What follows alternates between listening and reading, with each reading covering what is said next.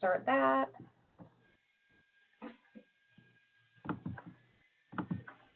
Where's my share screen button? Share my screen.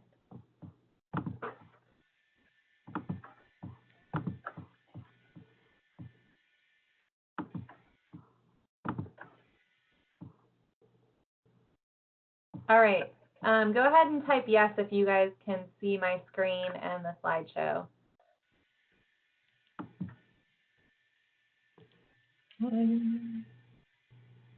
Awesome. All right. I'm going to leave this here and move this over.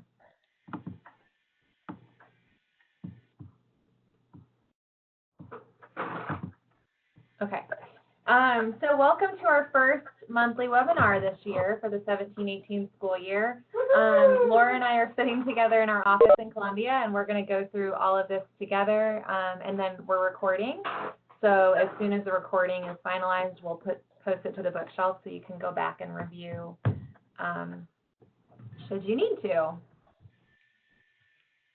As you go through, feel free to type questions, and I'm going to go ahead and answer them all at the end. So it's hard to keep up with them.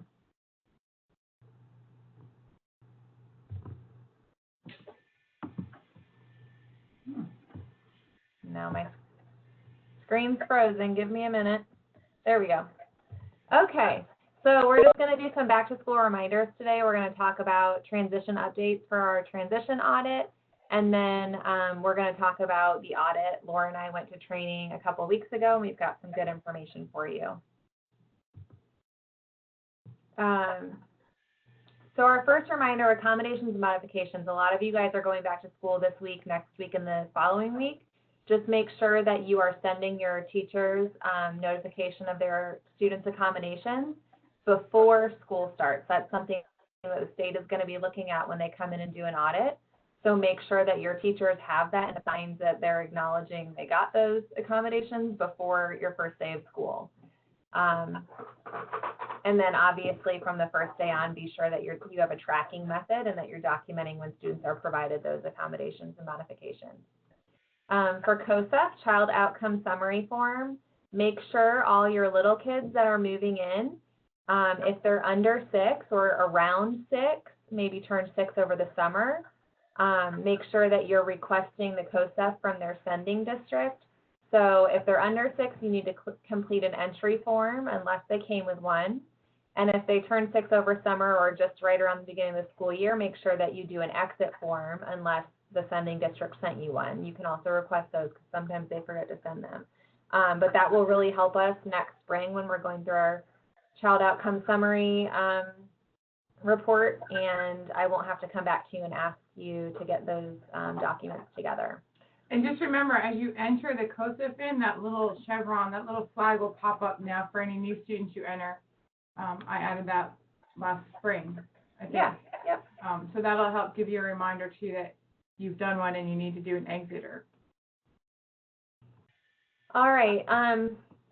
My next reminder is about records requests. It's a high traffic time right now for transfer students, so make sure that you are staying on top of your records requests. Whatever your process is, whether it's using your, Power School person or your school secretary, just make sure that they know what the process is, that you're being notified as kids are coming in, and that you're checking for all of your new students, not just students that you think might have a disability. And then double check your dates. Do you have any kids that have early year annuals, so in the next few weeks, or reeval? Do you have any that were sent to you overdue, and maybe you need to get with the sending district and find out if they started the paperwork or not? Make sure that you are staying up to date with your dates and checking and getting meetings scheduled for anything that should be coming up in the next few weeks. And your IEP review tool, and our question there is, are you using it? So you're getting a lot of new kids in, and some of these kids you might be accepting their IEPs from their sending district. So you need to be making sure that you're using that IEP review tool, because if you accept that IEP, that non-compliance is now on you. Don't accept any Harry Potter IEPs. Yeah, please don't accept any Harry Potter IEPs. If you need the IEP review tool, that's on our bookshelf. So go ahead and visit that and download the tool and use it for your IEPs. Another reminder for staff training, make sure that you are conducting your staff training, reminding them about FERPA and RTI and IDEA and 504 and all of those fun things, but also keeping your documentation that you did that. Make sure that you keep your sign-in sheets if you're using a PowerPoint, if you use a flyer, whatever it is, make sure that you keep that documentation because you'll need it for us for your CGI later on in the year. And then finally, transfer comparable services. Make sure that you are meeting your 5-day deadline. This is the time of year when those are coming up really fast. So you're making sure that you're doing those compliantly, you're consulting with the parents, and then at the 30-day mark, you're either doing an annual review or holding an amendment meeting. But just really keep track of those transfer kids, their enrollment dates, and their 5-day dates and their 30-day dates. I'm going to pause for questions, and I'm going to pull up the chat box so I can see. I saw a couple pop in. If you've got questions about just this reminder section, then I will answer them now. Let me see.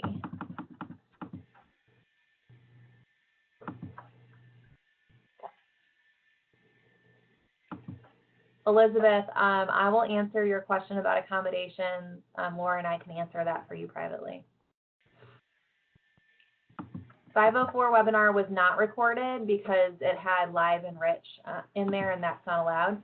But the 504 portion of Enrich works just like special ed. You'll, instead of selecting special ed when you start a program, you'll select 504. And I believe that it's in there today. You'll start to see that.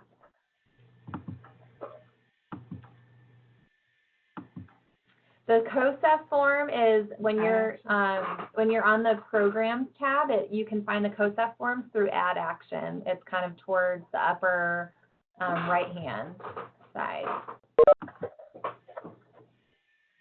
Staff training is for all of your teachers in your school. Anybody that is going to be dealing with students, because they need to know, you know, what to look for, what to do when they want to refer a child with a disability. They need to know all about FERPA, the requirements under IDEA. So full staff training. Any other questions about those reminders? Has anything changed in receiving of records through Enrich? No, nothing has changed this year about the electronic transfer process in Enrich. It's all the same.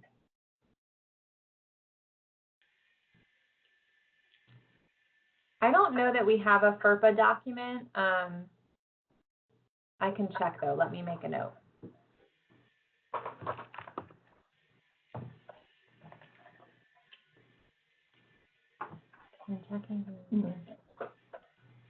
No, contacting the district just one time is not enough unless you get an answer on that first time.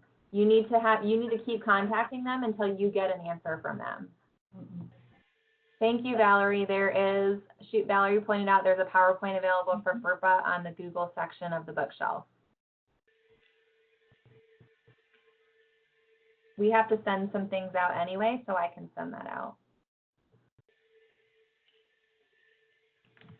All right, so I'm going to move on, and then, like I said, if you've got questions, please just let us know.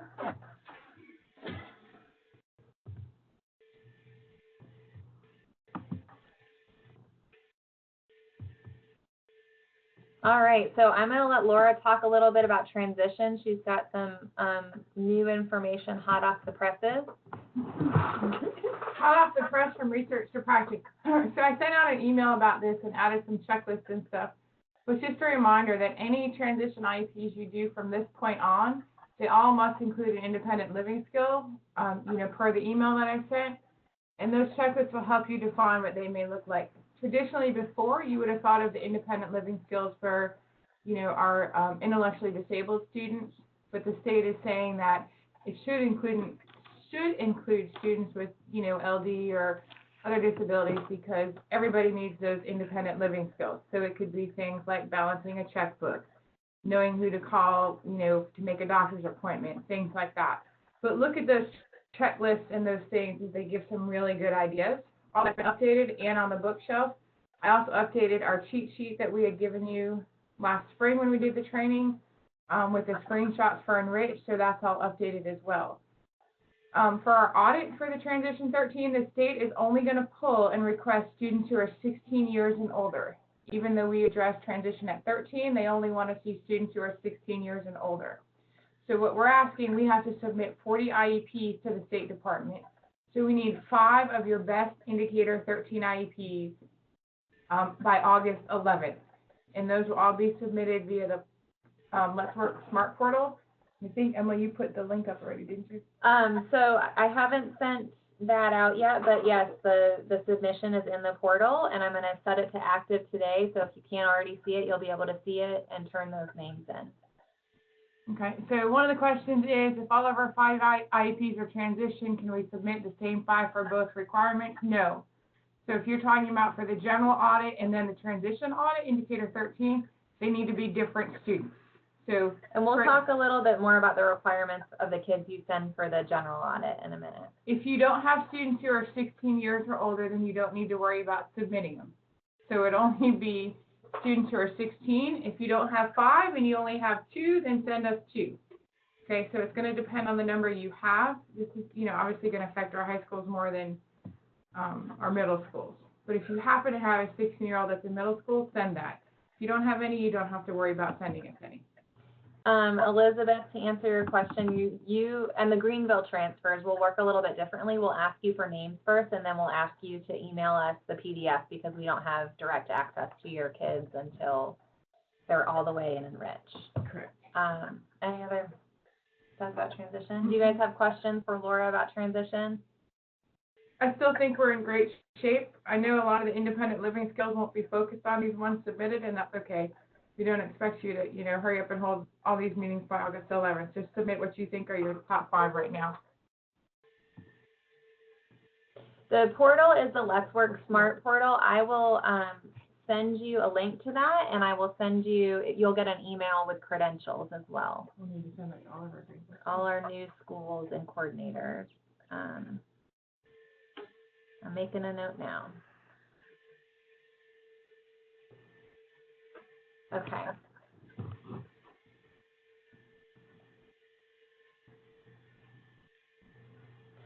Valerie, we did not let you know about the submissions before this past Monday because we didn't know the dates, but now we know that we have to turn our student list in fairly quickly. So these are not students, we're not going to send these directly to the state. This is going to allow us to review and then let you know if there's changes to be made or if we've picked any of your students to be sent. So this is literally just for us to kind of have a pool of students to pick from. Right. We're assuming the state is going to request these names by probably mid-September. So we need a chance to be able to review the IEPs prior to us sending the names to the state. So that's why we're asking for them by, I think that's Monday. Yep. There's no, other than submitting names, there's no work you need to do right now. And you should be good, because for our schools that have been with us, we should be good because we started this last spring. So, y'all should be good with these are just indicator 13 IEPs we're asking for right now. All right.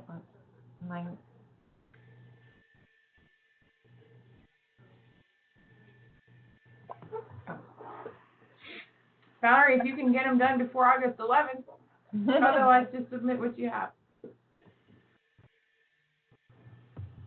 My slideshow is moving slowly.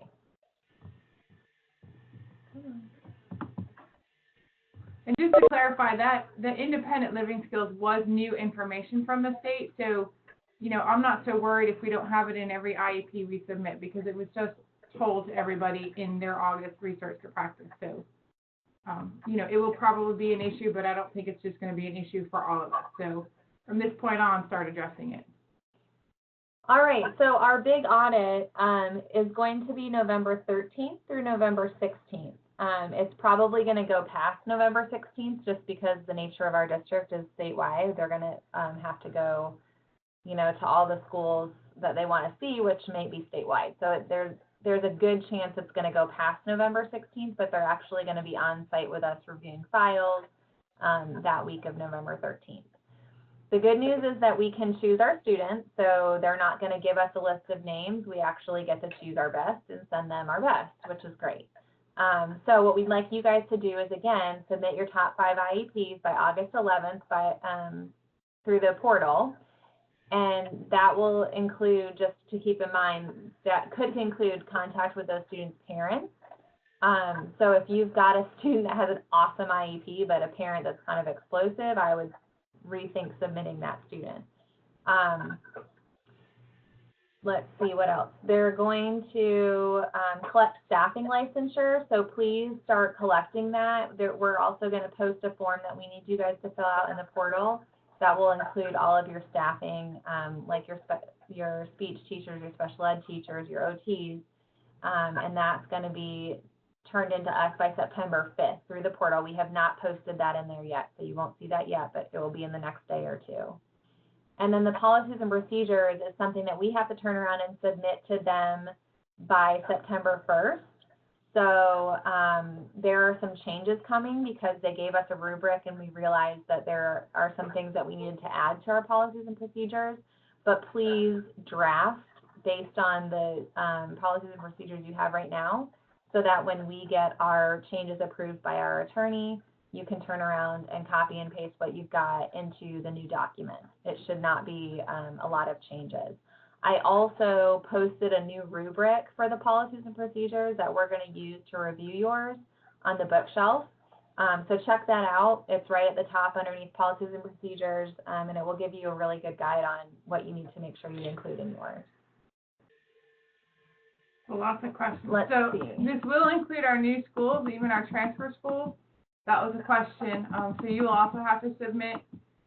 In terms of MEVERS, the question was that they're a new school, they haven't written any of their IEPs. You still own your IEPs that transfer to you. So if you you need to submit names, and then if there's any changes that need to be made, we'll ask for those amendment meetings to be held by a certain date, which will most likely be your 30-day date.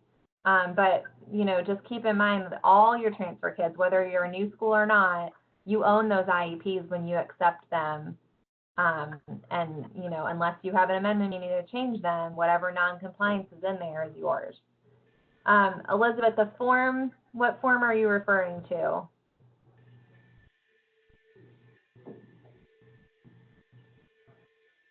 The staffing form? We haven't sent it out. The staffing form we haven't sent out yet, but it's an unduplicated list of your staff. So they're going to ask for your staff and how many students they serve, and the subject and like what their licensure is. Kelly, I think that Mr. V is holding a training soon about the portal. I will make sure with him, and if he doesn't, I can jump on a webinar and show you. It's not too bad. When we send out the staffing license sheet, we'll also send out directions on how to fill it out.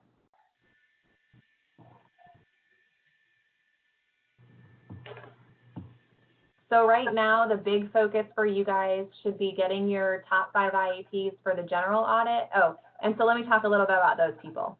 So those children that you choose need to be kind of a wide variety. I don't want like 5 first graders that all have learning disabilities.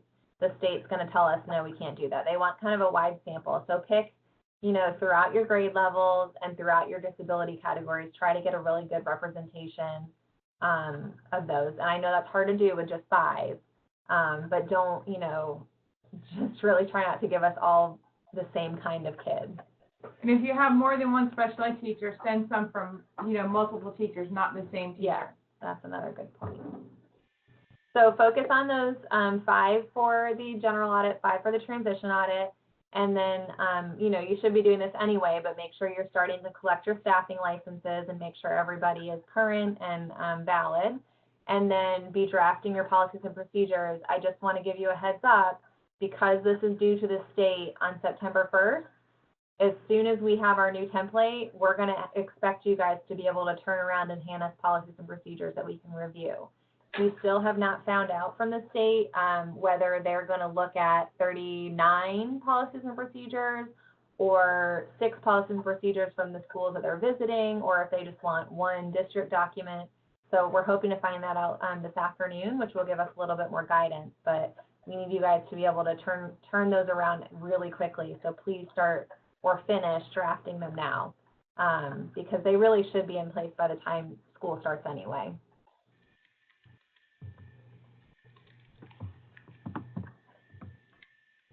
Okay, let me move this little chat box.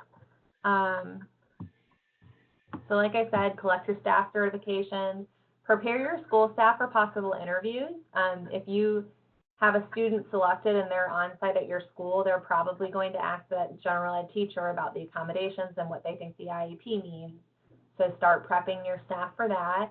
Make sure that your meeting notices are sent by certified mail. That was something they pointed out during our training that I don't think that as a district we have pushed.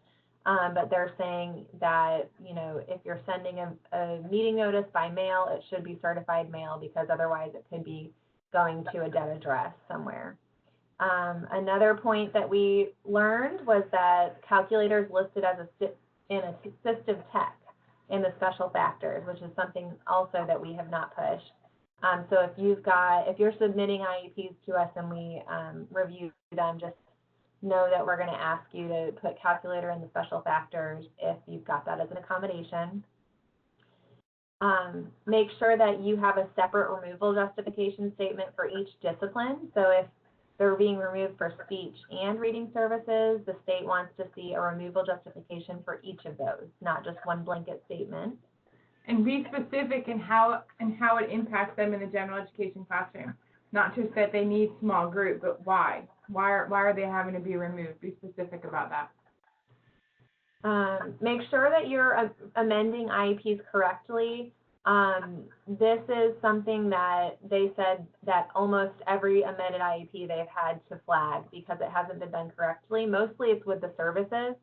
So use the cheat sheet on the bookshelf, and then there's also guidance on the State Department website about ending services, adding new services so that the dates all match up and it doesn't look like a child is supposed to be having X number of minutes for the whole year rather than from the amendment forward. So that's really important. And then gather a list of parents and general ed teachers' emails for this parent and teacher survey. We'll need 3 from each school, but start thinking about who are your really great people to contact that kind of get it. They get special ed, they know what you're doing, they're satisfied, because the state will send surveys out to them.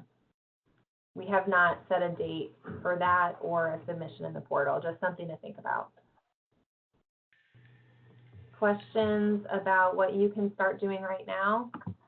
Just another, as a rule of thumb, as you're going through IEPs that are currently being written, take that form from the website that we shared at the face-to-face and use that as a checklist for each of the IEPs that are currently being written to make sure that it's all in compliance, because that's what the state will use when they look at our IEPs. So if we start using that as a habit, we should not have any problems with our IEPs.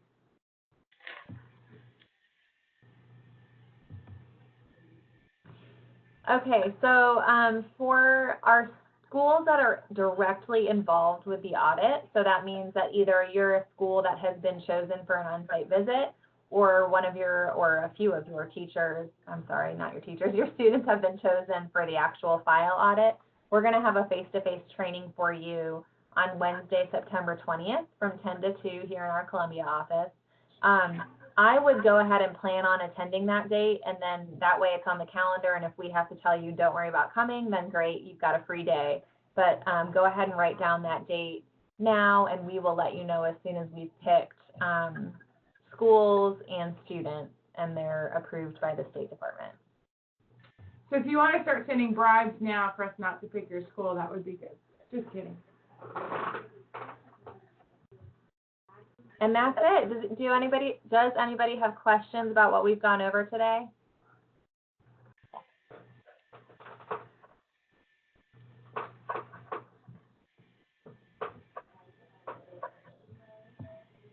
Y'all are quiet today.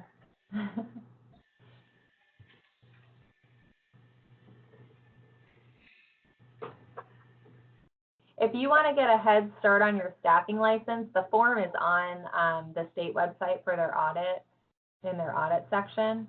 But I'm posting it probably by the end of today.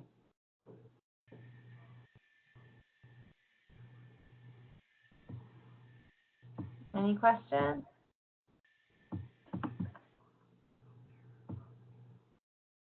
Meeting notices and certified mail. Hold on one second. Let me get my checkbox back.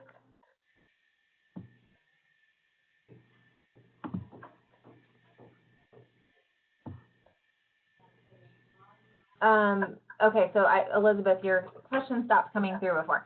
For the staffing licenses, that's going to be for the special education staff. So all of your service providers and your special ed teachers, your school psychologists, everybody that touches special ed. Power School and Enrich do share parent contact information. It must be, Elizabeth, that in your Power School, the correct field is not filled out. So I would have your Power School person reach out to Roberto and make sure that they've got the right fields filled out, because that will pull directly from Power School to Enrich. It should be on the student homepage, Elizabeth, when you pull each student, not under programs or anything. Yeah, not under programs. It's on the profile tab. Most of your kids are LD. That's okay. If pick those kids, but also I would then pick, if you've got a child with autism, I would definitely send that kid. When I say unduplicated list, that means that if a speech teacher and a special ed teacher share one student, only one of them is going to claim that student on their caseload. And we'll send directions out for that. Yep. Michelle, yes, seriously, for certified mail. So let's discuss that a little bit further. So their point is kind of like the email. You can't count email unless it's a confirmed method of contact, so that you've talked to that parent through email before. It's kind of the same. So they want you to use certified mail so that you've got your bases covered, and you can say, look, I sent this on such and such date, instead of I'm saying I sent this on Wednesday, but it's still sitting here on my desk. It's just to keep you covered. Elizabeth, we don't have interview questions, and the state does not send them out ahead of time because they don't want canned answers. So those are questions that will not be shared with us prior to the state doing the interviews with people. Yeah, I would just just let them know. You might be getting contacts from the State Department. They might ask about, special ed, whether it's our special ed program, if you feel supported by the school. We just don't know what kind of questions they're going to be. Yes, Angela, yes, 3 parents and 3 teachers for the surveys. We don't have an example of parent and teacher emails. I don't understand that question. Example of parent and teacher email. So we just need an email that the state will send out the surveys to them. So they just need their emails. And I think on the state website are examples of the surveys. Elizabeth, let me know what you mean by what about our questions. Jennifer, I'm thinking you're asking, have the students and the schools been selected? They have not yet, but we're looking at the sizes of schools. There's one school that we've already talked to that the state has handpicked, but we've already talked to them. So if you're thinking, is it me? It's not you. You would know. We had a meeting yesterday about that. So Melinda, for the policies and procedures, I would draft using last year's policies and procedures, but we are going to be making changes to certain sections, like the child find section. I think there's not going to be much that's going to change on your end, but the whole template's going to change for us because we've got lots of things to add. So just draft using the sections that you had last year, but just be ready to copy and paste them over. And then there may be one section that you're going to have to describe what you do differently. So we've made some changes. We're just waiting for our attorney to look them over and give us the green light before we send it out, which he's working on. Yes. So as soon as we get the okay from him, we will send it out to you guys. For the face-to-face meeting, the times are September 20th, 10 to 2 in our Columbia office.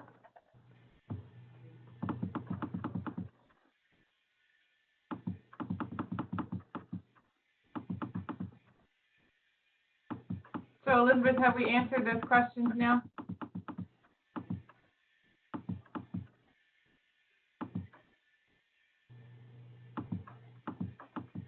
I think I got all of them. Roberto's last name is Vargas. Your Power School person should have access to his ticket system. He takes requests by ticket for Power School. He's jumping all over the place. And Elizabeth, if you have any more specific questions, I'll be out there Thursday so we can talk if you need to.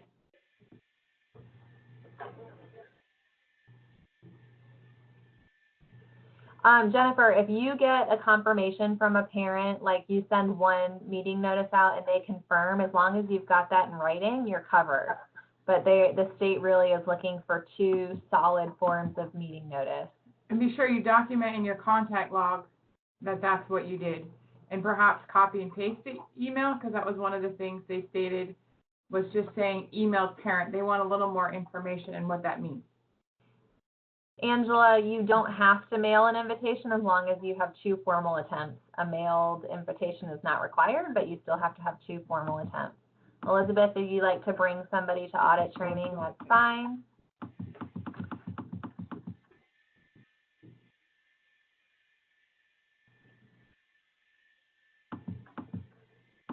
Transcripts wouldn't be needed to be emailed to anybody.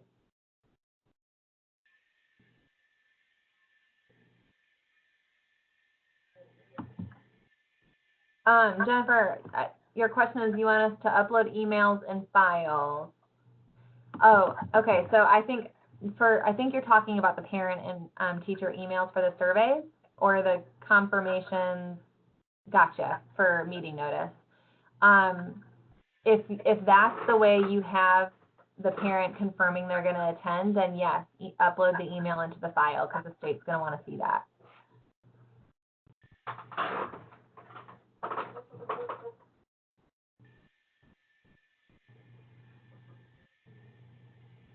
Any other questions? Yes, Kelly, I have a note to send you the transition email. And then for everybody, I am going to, let's say, 2 o'clock today, I'm going to send an email out to our distribution list. If you don't get an email from me at 2 o'clock, please shoot me an email and let me know, because that means that you are not on our distribution list, and I will make sure you're added. I have tried my best to add new people as they come, but we've got a tech vendor that does that for us, and I'm just not sure where they are in that process, and I want to make sure you guys don't miss the information. So I'm going to send a test email out at 2 o'clock today. If you don't get it, I would say by 2:30, shoot me an email and let me know that you don't have it, and I will make sure that you get added. Any other questions?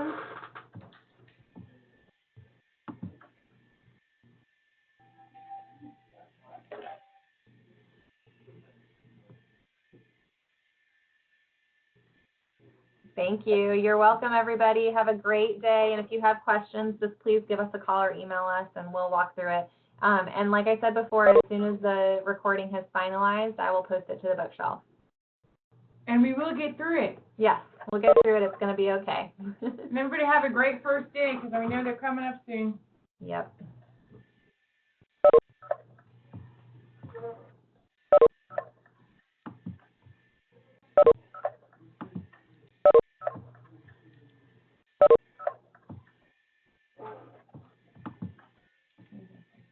Yeah, Elizabeth, I'll give you a call.